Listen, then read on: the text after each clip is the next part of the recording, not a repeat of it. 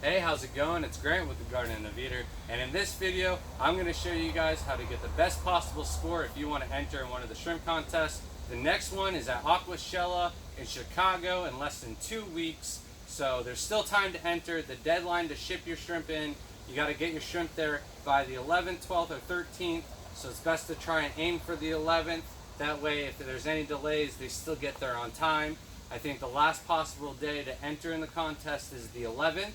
And you are also able to hand deliver the shrimp anytime before Friday. And I'm going to dive into exactly how to get the best possible score. Let's get started. Alright, so I got a judge's score sheet here. This is the same score sheet that they used for the past 3 contests. You've got a total of 10 points that you can earn. You got 3 points max for color. You got 1 point max for the same pattern. You got 1 point max for level of difficulty. You've got 2 points max for same size ratio within the group, and then 3 points max for health and vitality. Alright, so category 1 is Neocaridina solid colors. This is the winner right here, my yellow Neocaridina 24 carats. So I'm going to show you guys how I selected mine to get the top possible score, which was a perfect 10. I'm going to go through and catch as many as I possibly can. And then I would have 3 different cups to select in because I have several different types of larger adults that I can choose from. Some have like a thin back line, some of them have a rather thicker back line, and then others have just a normal back line. So 3 points is color and intensity, so I wanted to select firstly and foremost ones that were completely solid in color, no transparency whatsoever. These are all my own homebred shrimp, and I know that none of these have any parasites or fungus issues, so it's basically very easy to get a perfect 3 with these shrimp. Short skirt and balloon head and other things like that are more of an issue with Caridina, not really something I need to worry about. So with these guys, all I'm really doing is picking out the largest possible shrimp that are all full coverage, and then I'm going to match up the back lines the best that I can. And I ended up with like a medium back line. Let me get a bigger scoop here. I fed them all really early today. So not really a big food pile, but all of these shrimp, the larger ones, could be possible candidates, but what I really had to focus on was the back lines on top. See, that one has a really thick back line right here, so I wouldn't have used that one in the contest. I would have used one with a slightly thinner back line. And then another thing is if you're looking at a group of shrimp and all the females are buried, you know those shrimp are super healthy, so those shrimp will get a perfect score for that category as well. Where if you're looking at a group of shrimp and all the females are not buried up, chances are that colony isn't as healthy as it could be, and they might not get the maximum amount of points. And then when you want to think about difficulty level for Neocaridina, really the red cherries are like the easiest. So anything other than red cherries should score you pretty high on the difficulty level. And then a shrimp I would recommend staying away from would be the green jades. Some of them might look really nice right now, but they do not travel very well. They stress out very easily and can look very nice in your tank and then quite clear the next day, and you just don't want that for competition. So for category 2, it's Neocaridina really variant.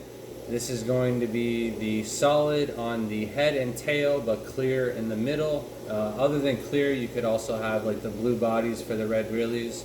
That would certainly get you extra points.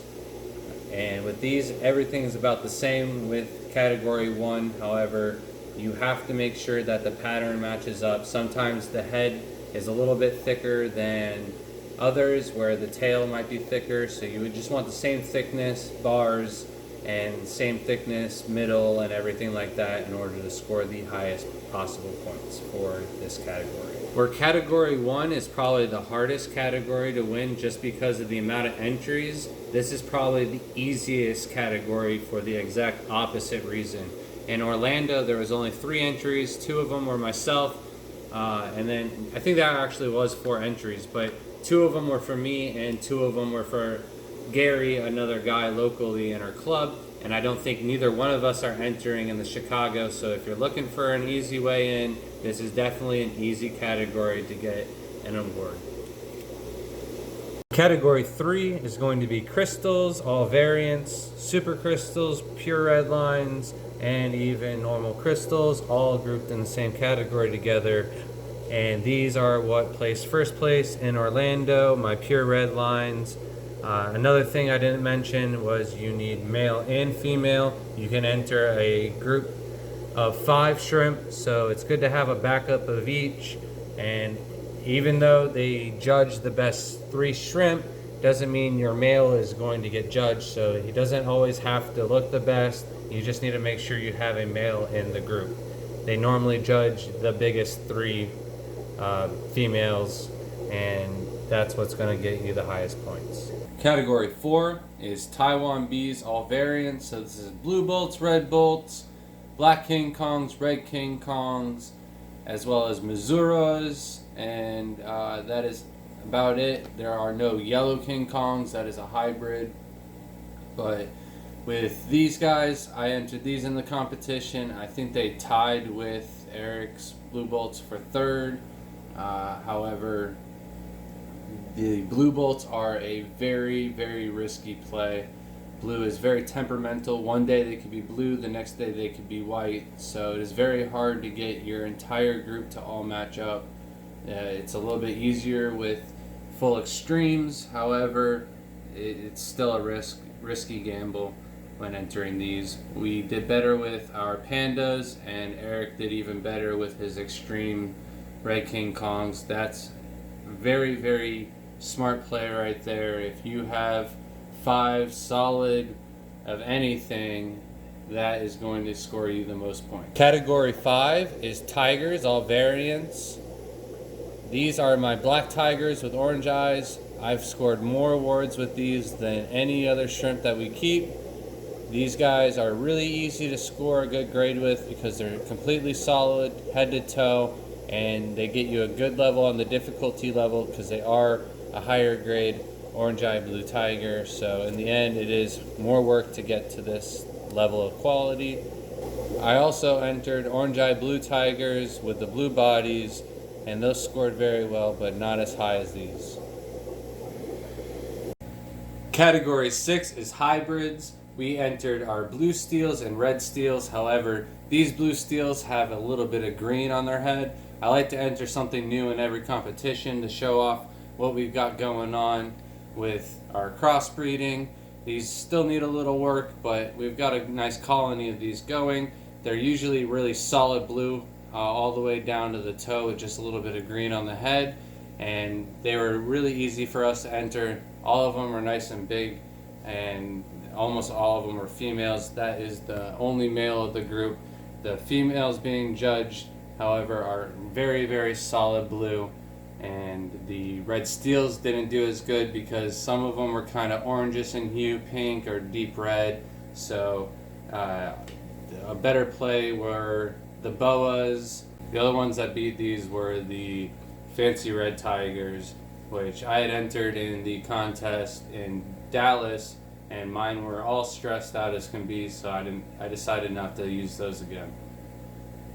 Alright, to wrap things up, you need a group of 3 shrimp, maximum of 5 shrimp, male and female. You want solid color, same pattern, and the largest, healthiest shrimp you can possibly get, and you'll do really well in the competition. Good luck, and we'll see you in the next video. Thanks for watching.